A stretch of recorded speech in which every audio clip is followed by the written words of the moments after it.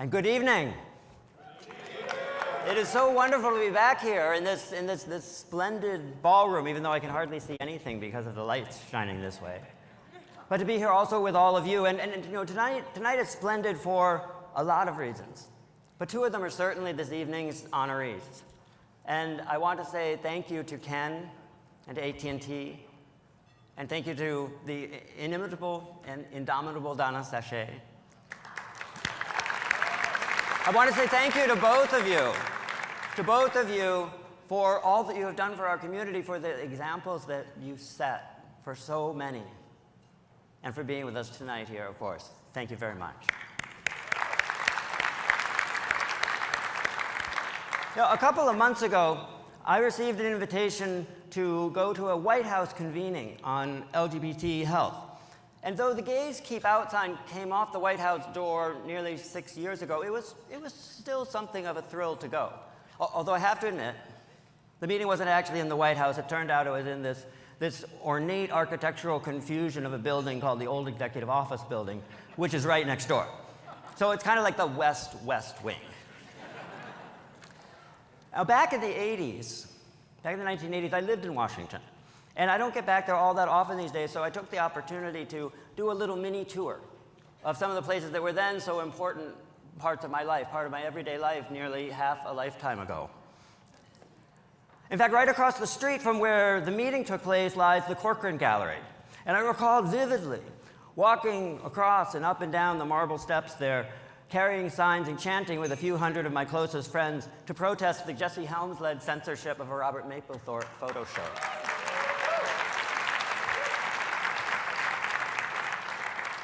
You may also boo when Jesse Helms is mentioned. That is also acceptable. Very good. And I walked past also a little further up north in DC on what is now chic Columbia Road. I walked past the stolid yellow brick building where a one-time boyfriend named Alejandro lived and died of the then untreatable plague at the age of 26. And I sat also in famous and lovely DuPont Circle. And I sat down there on a bench, and I had my mind go right back, when I closed my eyes, to this night when we had this great rally there to protest this terrible string of gay bashings that had happened.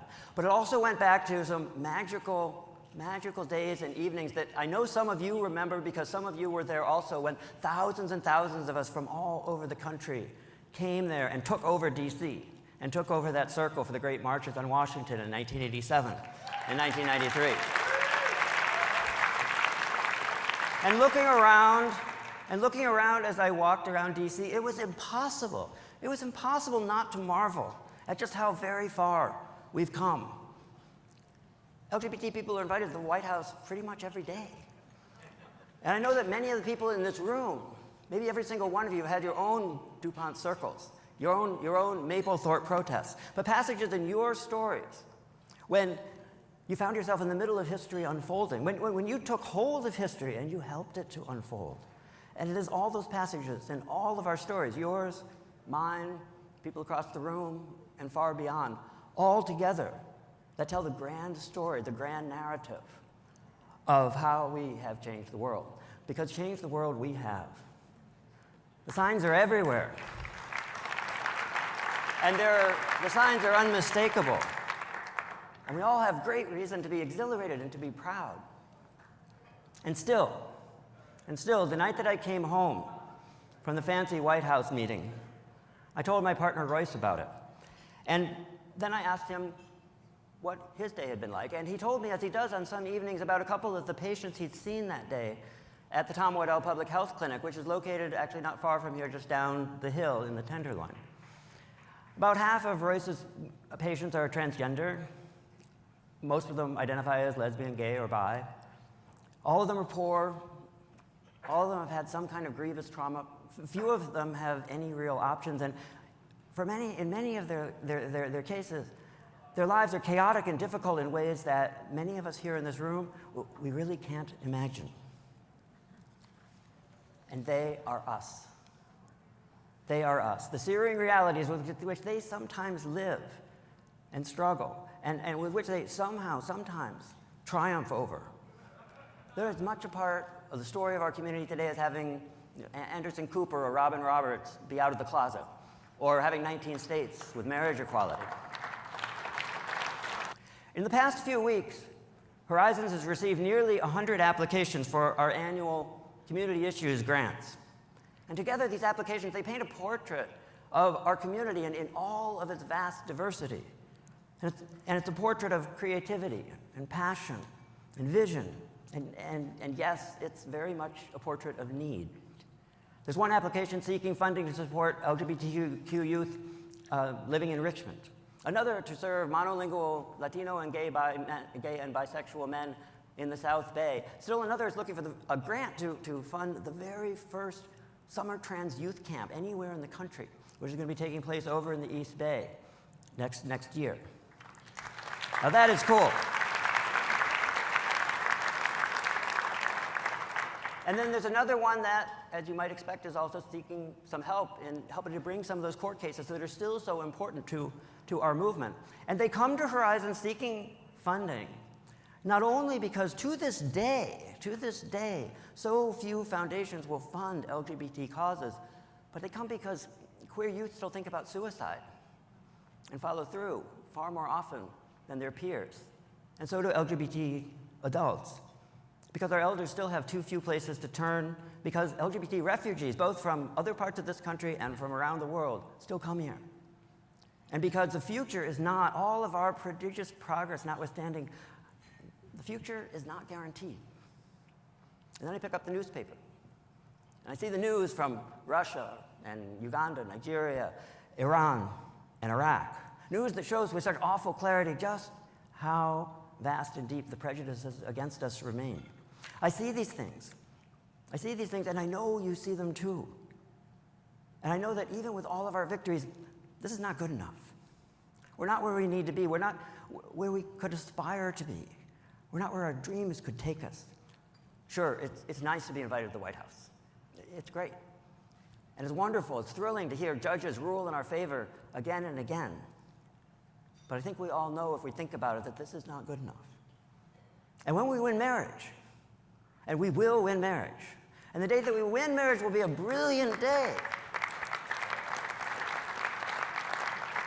It won't be as though we are turning a key that miraculously opens every door. Marriage isn't going to put a roof over the head of the teenager just thrown out of her home, or it's not going to write a paycheck to the trans woman who was turned down for a job yet again. The day after we win marriage, it will dawn as a day on which what we have achieved is magnificent, and yet still it's not enough. Times of head-spinning change, like those we live in right now, are times when it's very important to make sure we know where we're going. Even times when, like these, that are bursting with hope and promise, we need to know where our values and our commitments lie. We need to know the stars. We need to know the stars that will guide us on the path ahead. And as we face the future, Horizons Foundation looks to 3 such stars. And with your help, with your support, we will follow them today, tomorrow, and far, far into our community's future. The first of these is very simple to state. We must leave none of us, no one, behind.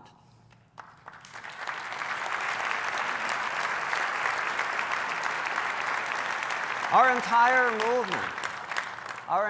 movement, decade upon decade, has been a great struggle for equality and for justice. And we cannot win that fight if it's only partially realized for some of us.